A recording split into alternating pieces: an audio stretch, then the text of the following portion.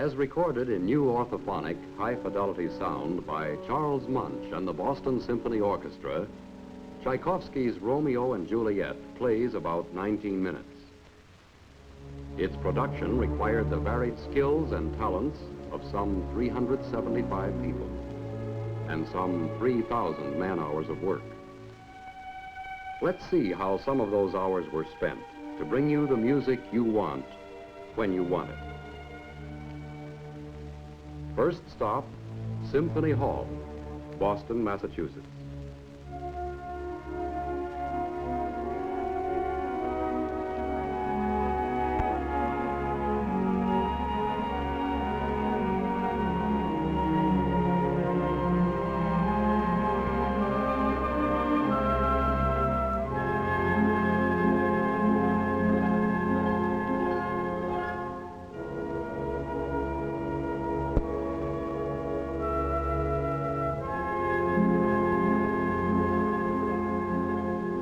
To begin with, a new orthophonic high-fidelity recording is not just the mechanical reproduction of a concert performance. It's the art of creating the effect of a concert performance. There are many stops and starts, many takes and retakes. That's because the end object is a planned illusion. The illusion, as you ultimately hear the music played back through your phonograph, that you have the best seat in the concert hall. How do they do it? Well, the recording music director or any one of the sound engineers could easily explain it all in 10 weeks. But let's just take a look at 3 of the fundamental requirements of high-fidelity recording. The first is full dynamic range. That's the spread between the softest and loudest passages in the music. In a concert performance, the range is as wide as the conductor feels the score indicates. These meters on the recording console indicate the volume of sound coming from the orchestra onto the magnetic tape. In the old days, home phonographs could not reproduce either full loud passages or very soft passages. So they were literally kept off the record right here by sound monitoring. But it wasn't a faithful reproduction of the actual performance, such as you get with today's high-fidelity recording techniques.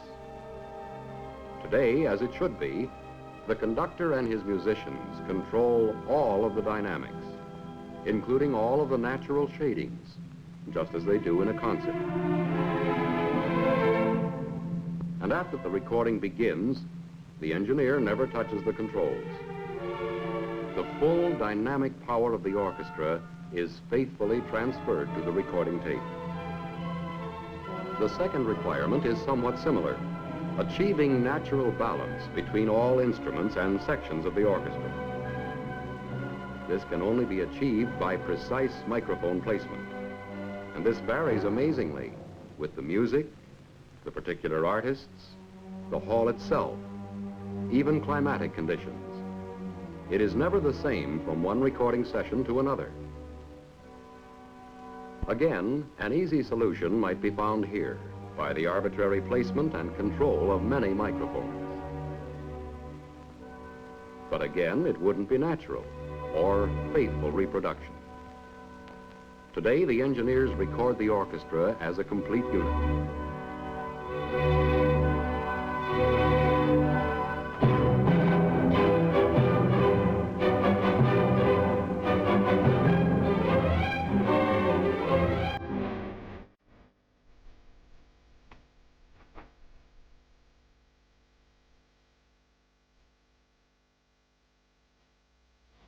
This is actually accomplished before the session begins. All it takes is recording equipment of enormous cost and capacity, such as this recording console. It faithfully handles all sounds audible to the human ear. The entire frequency spectrum from 20 to 20,000 cycles per second.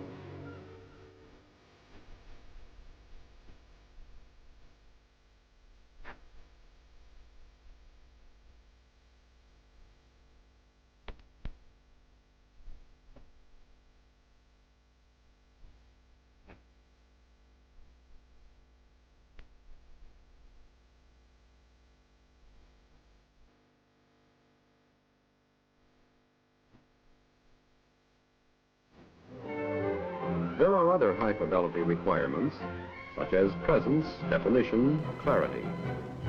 But with time and patience and enough retakes, they get on the record too. Eventually, there is a playback that everyone recognizes as the image they were seeking, both artistically and acoustically. They have a truly faithful recording of Romeo and Juliet. And we are one step closer to having it in our homes.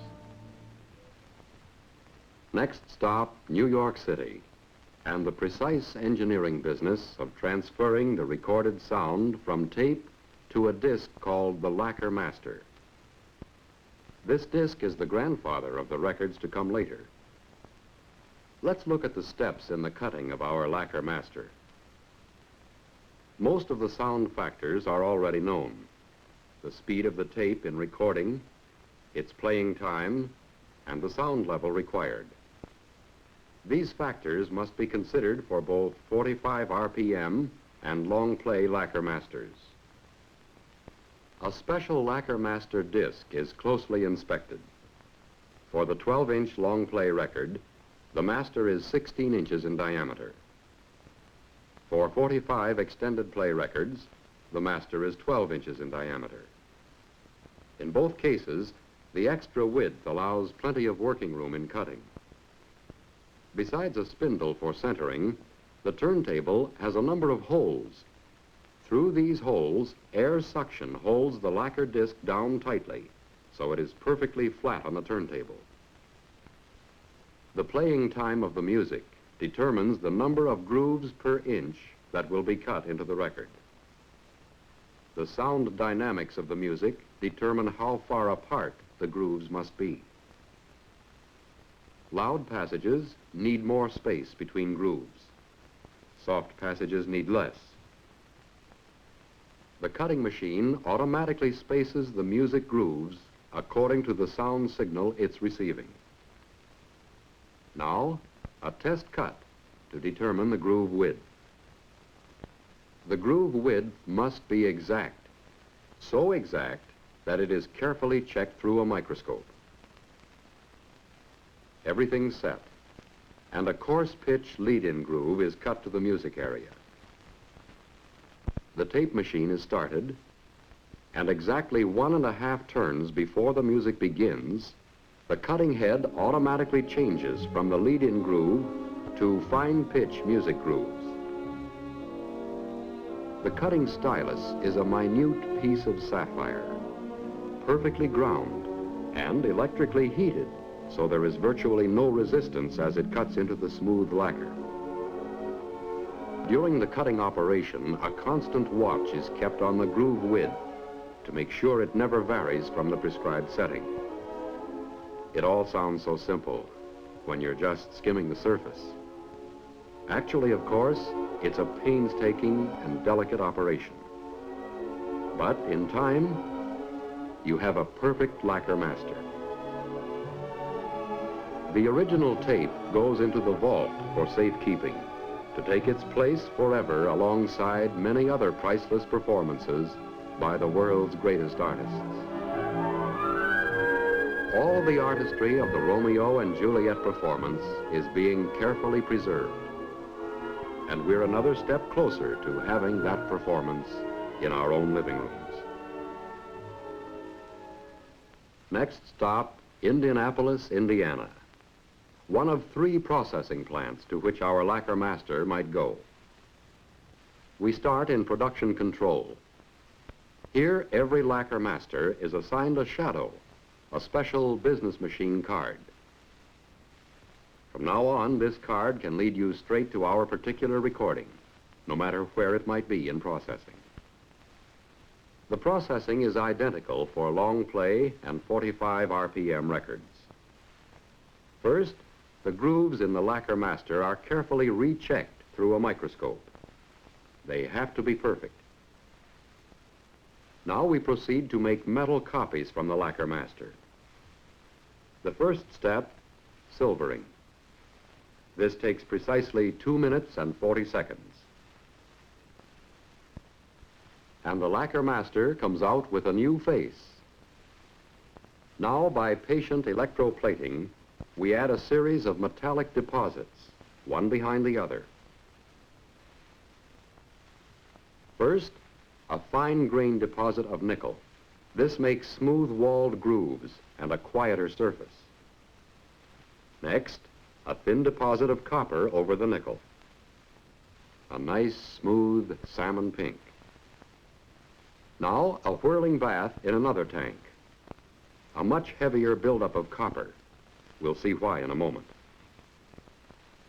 We now have a master disc that is apparently all back and no front. But watch.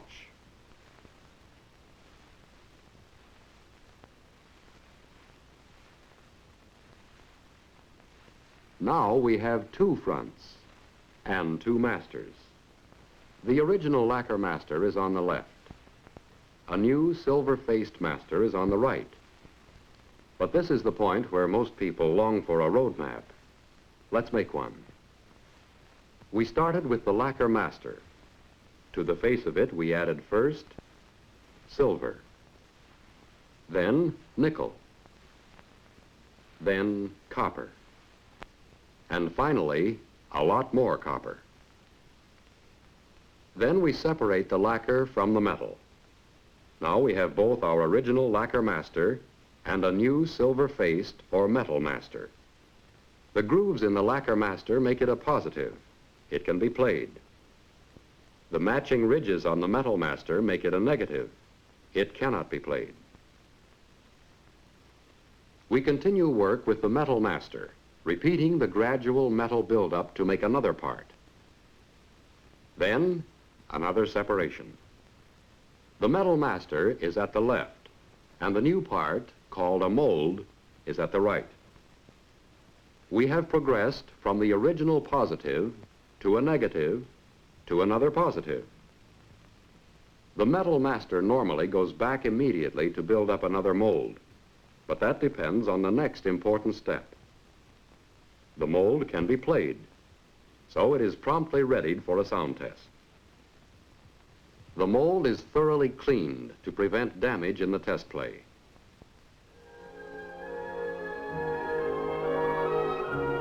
In any Name That Tune contest, put your money on a record tester. 8 hours a day, and all kinds of music. She loves it. More important, she is an expert at hearing the slightest imperfection on a record surface. And should she find any, a new lacquer master from the original tape is immediately ordered from New York. After audio testing, the mold goes back to the plating tanks. It produces the most important new metal part, the stamper. This completes the cycle. Lacquer to master, master to mold, mold to stamper. The metal buildup to the stamper is exactly the same, except for one thing. The stamper is nearly all pure hard nickel. Its ridges press the playing grooves into the finished record. Now it's prepared for stamping. Ground perfectly smooth on the back. Optically center punched for the record press. Trimmed to exact diameter.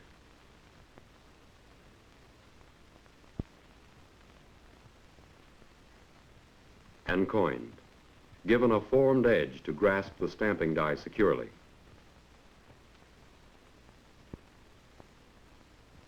The record press is a complicated piece of equipment weighing 2 tons. It molds records by compression. Our stamper is mounted on the top die. Below it, another stamper simultaneously presses the other side of the record. The record compound, the finest pure vinyl obtainable, is fed into the press in granular form. It is forced by hydraulic pressure into a soft plastic in just the right amount for one record. The labels are pressed right into the record. Now we're ready to roll. It has taken many steps and many man-hours to get here. But a new record is stamped every few seconds. The record press automatically heats the vinyl plastic for stamping, then automatically cools it, so the record can be played immediately.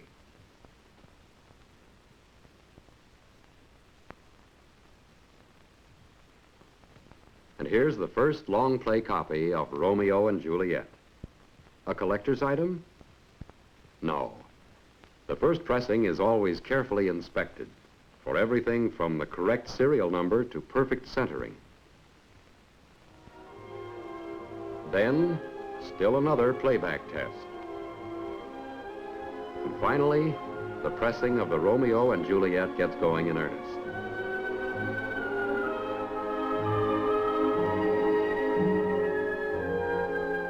And for those who prefer the 45 extended play version, and for the millions of teenagers anxiously awaiting the latest pop hit, an ingenious machine turns them out automatically.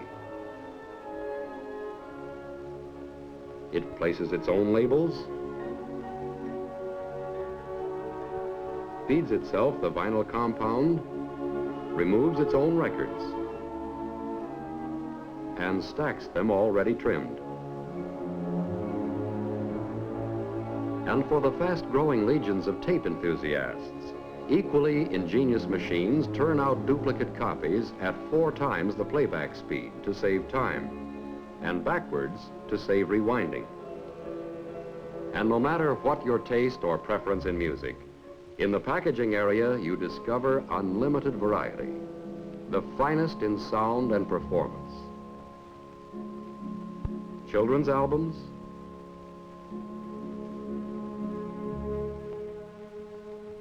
the unusual, show tunes,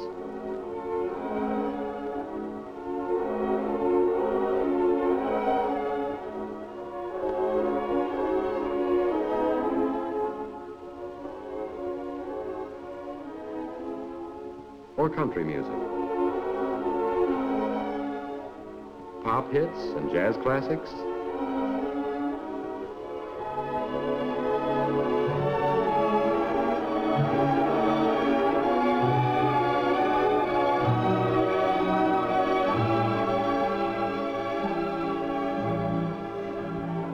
dance and party music,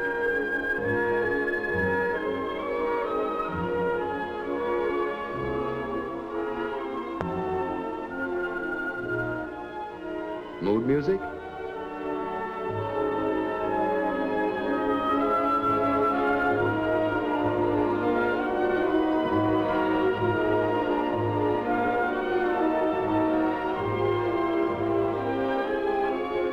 grand opera,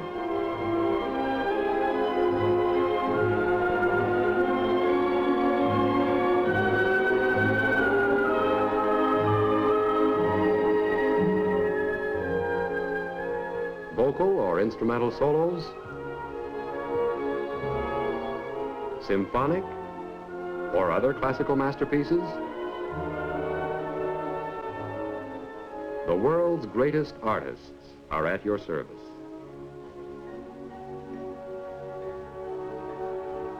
It's a big operation. But no matter what type of music you prefer, or whether you want it on 45 extended play or 33 1/3 long play, every record is made with the same care and to the same high fidelity standards. And the Romeo and Juliet, getting closer to home all the time. A final inspection. Every record is carefully checked by experienced packers who know almost at a glance if the record is up to standard. In its own distinctive sleeve, another new orthophonic high-fidelity recording, finally ready for shipment. A new mechanical shipping technique helps to speed it on its way. Here, in the shipping control room, special machines keep track of the 250,000 new records made here every day. Which records go where, when, in what quantities? The cards tell you. The Romeo and Juliet recording goes out in both 45 extended play and long play versions. The sorting machine divides the Romeo and Juliet shipping instructions into these two categories. Now the shippers take over. Both versions are shipped in the same way, in cartons of 25 records. But let's follow the cartons of 45 extended play albums. As they're picked from the storage bins, the cartons are placed on a unique distribution rack invented here. From now on, one girl keeps everything running smoothly. As each order is filled according to the punch card instructions, she changes the setting on an automatic addressing machine.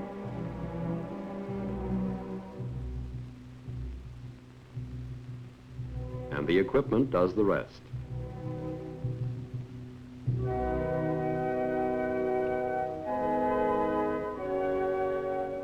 The code number and address of the record distributor for this order is automatically stamped on each carton. Then the cartons pass through another machine, where they are bundled together in groups of 4. And away they go to the accumulation area down below on another floor. Here, the cartons are accumulated for shipment to distributors and record dealers in all parts of the country. These long play albums have been through the same shipping process as the 45s. And now both versions are on the home stretch. Hundreds of identical and faithful copies of one high-fidelity recording, Tchaikovsky's Romeo and Juliet.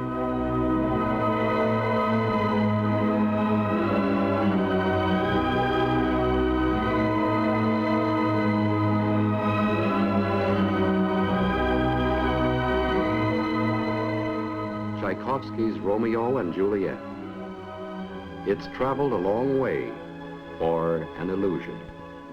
The last stop, home, and the best seat in the concert hall.